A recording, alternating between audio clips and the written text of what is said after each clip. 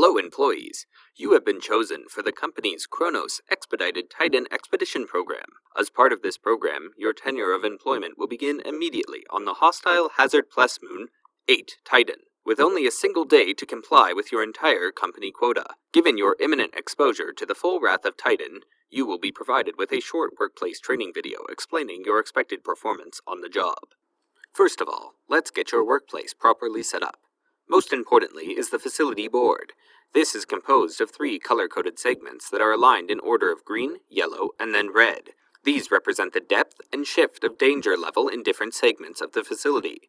Each of these segments have an associated set of colored tiles that are only used with their relevant segment. These will be used often during gameplay and should be placed in a line with one another, and in easy reach. There is also a unique blue main entrance tile that should be placed on its associated blue segment of the green board prior to gameplay. You also have 3 main card decks, the Scrap, Return Trip, and Entity decks. These will be relevant to encounters via tiles, so keep these in a line and within easy reach of all players. The Apparatus and Jester cards are specialized cards with specific occurrences. Do not place these into the standard deck sets. Likewise, most of the chip items and entity miniatures do not bear consistent gameplay significance and can be placed away from the central gameplay space, though should be organized by type for ease of use later. Finally, we get to you! Firstly, all members of your group must decide on who will be which of the available character colors. This should be a quick process, as professionals such as yourselves would never bicker over this. Once assigned their colored board and associated miniature, players will need 2 health chips and 1 critical health chip, the latter being placed on the leftmost cross symbol of your player card, followed by the standard chips. Lastly, and most importantly, players must choose their single starting equipment item from the equipment deck. Choose carefully and consider team dynamics. The company suggests making use of the provided shovel and fire exit passkey. Once decided, place this card into the leftmost item slot at the bottom of your player card. Now that everything is in order, we can begin our adventure into the facility. Your primary goal will be to progress through the facility, avoid dangers, and locate scrap items. Return these to your ship and satisfy the quota value difficulty you have chosen for yourself. Once fulfilled, all employees must vacate the facility to end the mission. If you end your session without fulfilling the quota, you will be subject to immediate termination. Now, let's go through the standard mission procedures. Firstly, have all players roll for their initiative. The highest roll will determine the player that starts the round, and turns will proceed clockwise from them. Players begin their expedition one by one at the main entrance tile, or the fire exit for the player using the relevant equipment item.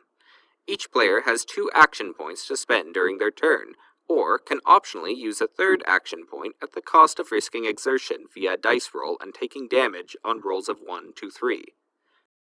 Action points can be spent on a variety of actions through equipment cards. However, their primary and universal function is for movement. Movement involves gradually revealing and moving through tiles via the available pathways displayed on each tile. Movement involves 2 possible actions. Walking will explore only a single tile and move you onto it.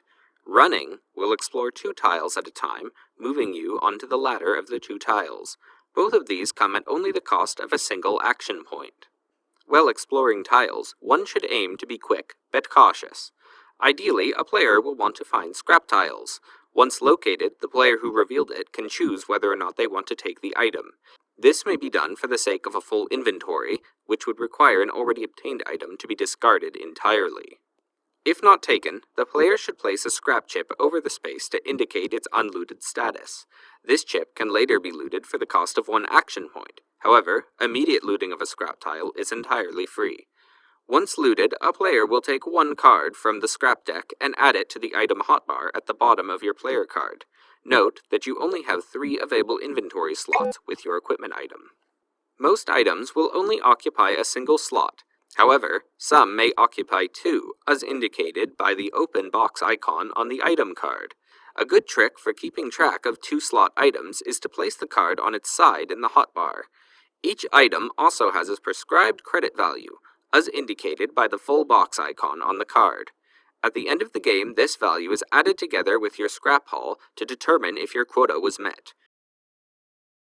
Scrap cards may have other modifiers as well, such as conductive or noisy, but these can be ignored until their relevant situations reveal themselves. Some other examples of specialized tiles include scan tiles.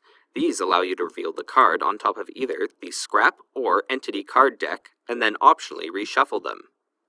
There is also mines, which have an associated chip placed over them, and will only detonate if a player uses the run action over them.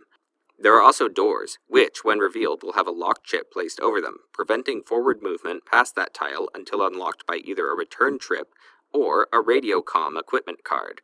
However, the one that should concern you most is the entity tile. Upon triggering an entity tile, the player must draw a card from the entity deck. This has 3 pieces of key information about the entity: a health value, indicating how many action points a player with the shovel must expend to kill the entity; a monster tier, indicating what weapons can kill the entity, with Tier 1 being killable with the shovel or shotgun, Tier 2 only the shotgun, and Tier 3 being fully invincible. These cards also bear an entity type. An entity type defines how it is to be treated in the game space. An encounter entity is dealt with outside of the physical space of the game, and usually only at the moment of meeting it. A modifier entity is attached to the player who first encounters it and augments their gameplay around its mechanics. They should be placed in the modifier stack of a player card. A roaming entity occupies a physical space on the board and has movement rules. All entities have an info blurb on their card that will provide instructions on what to do with them on a round-to-round basis. Finally, the red zone is equally as dangerous as it is profitable. It houses 2 special tiles, the apparatus and the jester. Both of these have unique cards suited just to them that are outside of their associated decks. Use caution. Both can swiftly end your expedition for better or much, much worse. Now, being the competent employee that you are, you surely will obtain many items without succumbing to any manner of obvious and very avoidable danger.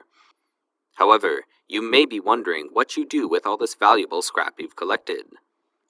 At any point during your turn, you may navigate back to the starting blue tile or the tile connected to the fire exit, and perform the free return to ship action. When performed, move your player piece outside of the board and on to the blue away at ship zone, and then draw a return trip card. Follow the instructions provided to you on this card, and, if no fatalities occur, deposit your item cards face up into a collected pile away from the rest of the decks. Then, place your return trip card back into the deck and reshuffle it. If a player dies during their return trip, the items in their inventory bar will be lost and discarded, with the exception of their equipment, which is redistributed into the equipment deck.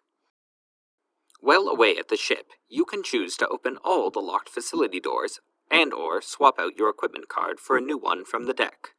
You will return to the facility at the start of the next round. The company suggests tallying your card values on each return trip to track your progress towards the quota. Note that if total team death occurs, the ship will empty its contents and regard the mission as a failure. Likewise, each player death that occurs will result in a 10 scrap deduction from your total.